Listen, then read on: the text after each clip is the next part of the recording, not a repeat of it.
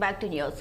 శివబాలకృష్ణ బినామీలకు ఏసీబీ నోటీసులు జారీ చేసింది. శివబాలకృష్ణ బినామీలైన భరత్, భరణి, సత్యనారాయణ, శ్రీకళను నేడు ఏసీబీ విచారించనుంది.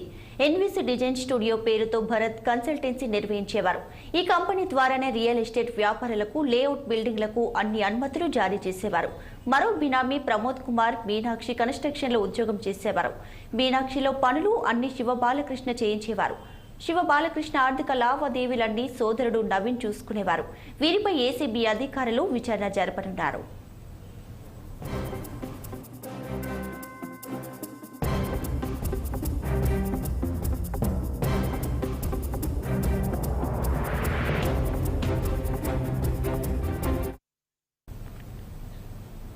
మూఢనమ్మకాలపై ప్రజలకు అవగాహన కల్పించడానికి రాష్ట్ర వ్యాప్తంగా జన విజ్ఞాన వేదిక ఆధ్వర్యంలో కళాజాత అనే కార్యక్రమాన్ని నిర్వహించారు. సైన్స్ ఎంతో అభివృద్ధి చెంది ముందుకు వెళ్తున్న మన దేశంలో మారుమూల ప్రాంతాల్లో మూఢనమ్మకాలతో ప్రజలు చితికిపోతున్నారని కళాజాత కన్వీనర్ మురళీధర్ అన్నారు. ఇక రాష్ట్ర వ్యాప్తంగా నిర్వహించిన ఈ కార్యక్రమం ద్వారా ప్రజలకు అవగాహన కల్పిస్తున్నామంటున్న మురళీధర్తో మా ప్రతినిధి Krishna face to face. Science అభివృద్ధి చెంది మన శాస్త్రవేత్తలు కూడా సైన్స్ ప్రయోగాల ద్వారా గొప్ప గొప్ప ప్రయోగాలు చేస్తున్నారు. ఇంతటి సైన్స్ అభివృద్ధి చెందినా కూడా ఇంకా కూడా మూఢనమ్మకాలతో ప్రజలు కూడా అనేక కుటుంబాలను ఇబ్బంది పాలవుతున్నాయి, నాశనం అవుతున్నారు. మూఢనమ్మకాల నుంచి బయట రాలేని పరిస్థితి.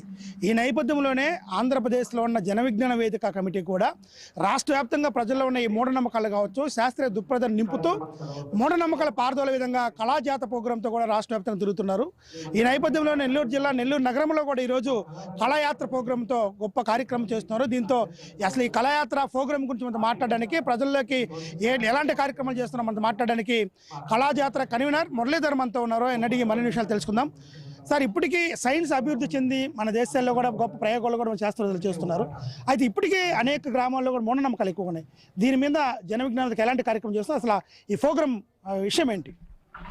ముందుగా జన విజ్ఞాన వేదిక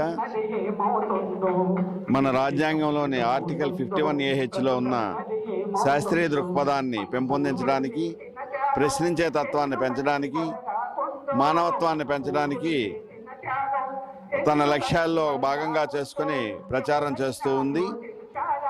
ఈరోజు శాస్త్ర విజ్ఞానం ఇంత పెరిగినా కూడా ఈ శాస్త్ర విజ్ఞానం చదువుకోవడానికి, మార్కులు తెచ్చుకోవడానికి, ఉద్యోగం సంపాదించుకోవడానికే కానీ నిత్య జీవితంలో ఆచరించడంలో చాలా విఫలమవుతూ ఉన్నాం. మనకి మదనపల్లి సంఘటన 3 ఏళ్ల క్రితం ఉన్నత విద్యావంతులైన తల్లిదండ్రులు పిల్లల్ని చంపడమే పెద్ద ఉదాహరణ చేస్తుంది. సార్, నెల్లూరు జిల్లాకు సంబంధించి ముఖ్యంగా ఈ మధ్య కాలంలో క్షుద్ర పూజలు చేస్తున్నారు. అదేవిధంగా దెయ్యాలు ఇళ్ల తిరుగుతున్నాయి, కొంతమంది ఇళ్లలో నుంచి రానే కార్యక్రమాలు ఉన్నాయి. ఇలాంటి కార్యక్రమాల మీద మీరు ఎలాంటి దృష్టి పెడుతున్నారు? ఒకటి, ఇలాంటి సంఘటనలు ఎక్కడైనా ఎదురైతే ఆయా ప్రాంతాల్లో ఉన్న మా కార్యకర్తలు, నాయకులు వెంటనే వెళ్ళి వాళ్ళని చైతన్యపరిచే దిశగాను, వాళ్ళ భయాలను పోగొట్టే దిశగాను వెళ్ళి ప్రయత్నం చేస్తున్నారు. రెండవది, జనరల్గా మేము చేసే శాస్త్రీయ దృక్పథాన్ని పెంచే కార్యక్రమంలో భాగంగా జనం చైతన్యవంతులైతే ఇలాంటి మూఢనమ్మకాలని దూరంగా ఉంచుతారు. ఎవరైనా ఆచరించినా కూడా దగ్గరుండి ఇది తప్పని చెప్పే పరిస్థితి వస్తుందని, ఇది దీర్ఘకాలిక లక్ష్యం, స్వల్పకాలిక లక్ష్యాలతో జన విజ్ఞాన వేదిక పనిచేస్తుంది.